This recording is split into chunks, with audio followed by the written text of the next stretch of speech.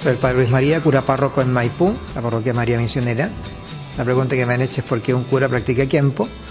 Ciertamente detrás de la pregunta está la idea de que el Kempo es un arte de defensa muy agresivo que quiere herir a las personas. Y la experiencia ha mostrado que es exactamente lo contrario. Es decir, a través de la experiencia del Kempo, llevo 7 años, acabo de ser graduado cinturón negro, he podido descubrir que Kempo no es para hacer daño, sino para mostrar dos cosas. Primero, ofrecerle al otro la oportunidad de saber delante de quién está y por lo mismo poder tomar sus propias precauciones, darle una segunda oportunidad para revisar sus propias acciones. Y lo segundo, el Kempo no termina cuando la otra persona queda derrotada, sino cuando se le ofrece otro camino para seguir avanzando. Tengo la certeza de que nunca lo voy a usar para hacerle daño a nadie, tal como he sido enseñado yo mismo. Y por eso, detrás de la pregunta, parece que las artes marciales son para hacer daño. En la práctica no es así. Cuando alguien usa un arte marcial para hacer daño, tiene que retirarse de la escuela, porque entonces está aprendiendo muy mal lo que está aprendiendo. Para eso mejor se compra un arma y espera que lo maten. El Kempo no es un arma, es un arte. There was never a wrong answer if you had good understanding of what we call rules and principles. Kempo has many definitions. The easiest intellectual answer would be it's a set of rules, principles, and guidelines governing motion. It shows you it's a science. Someone else may say, well, the term Kempo means fist law. He also wrote, in the early stages of Kempo, a book called Secrets of Chinese Karate. It's a red book, which is exactly our organization, Chinese Karate. Ed Parker gave a lot of thanks to the Chinese influence. Bruce Lee also wrote a book called Kung Fu. In both that book and also Mr. Parker's book, there was one person mentioned in the book between Bruce Lee and Ed Parker, and his name was James Lee. James Lee was the China gentleman from China, actually from, I believe, San Francisco, who was the person who introduced Ed Parker to Bruce Lee and Bruce Lee to Ed Parker. And they would get together and like Ralph Castro and a lot of these other people would share their knowledge with each other. That's what the original Internationals was all about in 1964. Everybody would come together and share knowledge, no matter where you were from, no matter what your skills were. And what that did is just typical American thought process. We can learn from everybody.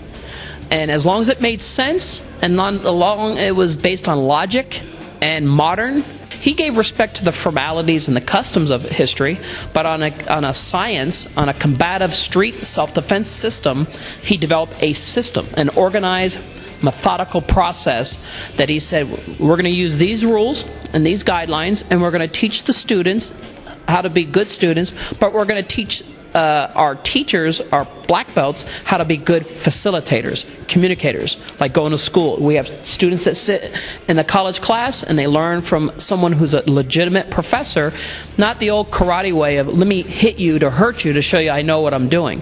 To educate them, to make them feel good. I can't wait to go back to class tomorrow. So we're not there to hurt them. We're there to show you that we have a passive side, tiger and dragon, soft and dynamic. And there's a spiritual side to it too. It's a way of life.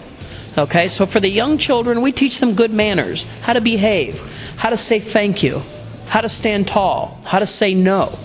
Okay, and more so, how to protect not only themselves but their family. How to not be afraid to put their hand up to talk to a teacher when they have a question. How to have confidence through physical exercise. In America, a lot of the young students in the school system, not too much exercise, too much computer. Babies have a thing and they put it in their mouth. We call it a pacifier. Well, they've graduated that.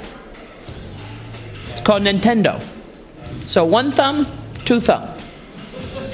It's modern day. We have what we call 6 magic words. Yes, sir.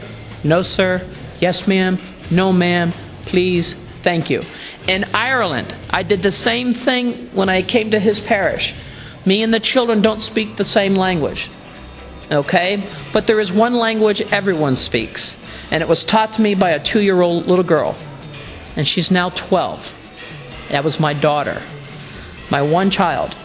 And what she taught me was something at 2 years old, no matter how far she was away from me, that I couldn't yell. I could look at her, she could look at me, and I went, I love you. And I taught that his parish. And as I was leaving, a little boy come running up, and he pulls on my pants.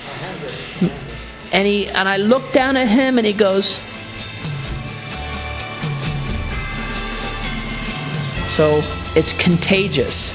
If I make you smile, you'll smile back. And that little boy and I made a relationship. If you can't find a better Kempo than that, is why we wear the patch over the heart. Because you must have heart. You must have love. Okay? Because it's easy to hate and hurt. And society is broken. We have good and we have bad. I'll stay to the good. We'll try to fix the bad. Not everybody. But we'll pull a couple over. The students, as you listen, you can hear them practicing what Mr. KULIGA had taught them. They're fascinated. They're not out hurting. They're using sticks with a smile. They're enjoying the language of the Filipino culture. Culture is beautiful history. That's outstanding. So we got Hawaiian culture, Chinese culture, Japanese culture. From Chile, your culture, my culture. I think Kempo's a good fix. You get people like Liweleg, Huck Palanas, I can really go on. It's John Sepulveda, Jeff Speakman, Mr. Tatum. These people are wonderful branches of the Kempo garden. But we choose who we want to share our roots from, our lineage. Because you can't go around telling everybody you with everybody. You got to stay at one home. Now we have Kempo organizations joining Kempo organizations. It's not about his patch is better than mine. It's that we think alike. We love to share, which is one of the best things anyone can do is realize this. Our Grandmaster left us in 1990. I was at his funeral. Mr. Pick, Jeff Speakman, Bobby Lawrence, Joe Palazzo, Paul Mills, Frank Trejo, Roy McDonald, they were the pallbearers. And everybody stood there in meditating position. We lost something very, very special. And it was our job. It was our job to let it keep alive.